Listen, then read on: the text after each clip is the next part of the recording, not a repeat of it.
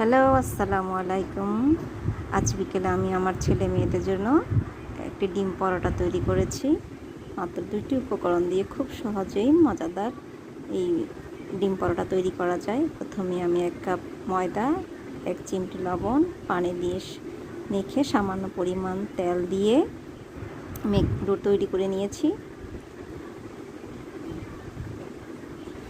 এরপরে একটা বাটিতে হলুদ গুঁড়া, মরিচ কুচি, পেঁয়াজ কুচি দিয়ে ডিমটাকে ভালো করে মেখে নিয়েছি।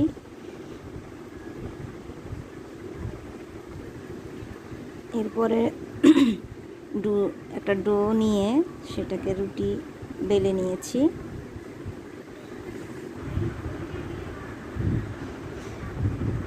সে রুটির মধ্যে ডিম মেখে রাখা সেটা ছড়িয়ে ছিটিয়ে দিয়েছি। এরপরে এটাকে ভাঁজ করে রেখেছি। এরকম করে আমি 2টা তৈরি করেছি। যেহেতু আমার ছেলে মেয়ে 2 জন,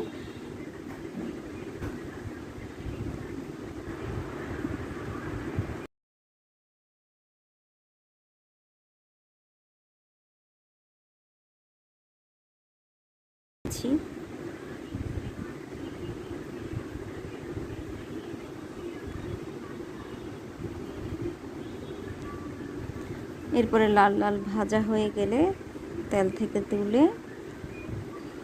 ছুরি দিয়ে কেটে গরম গরম পরিবেশন করব।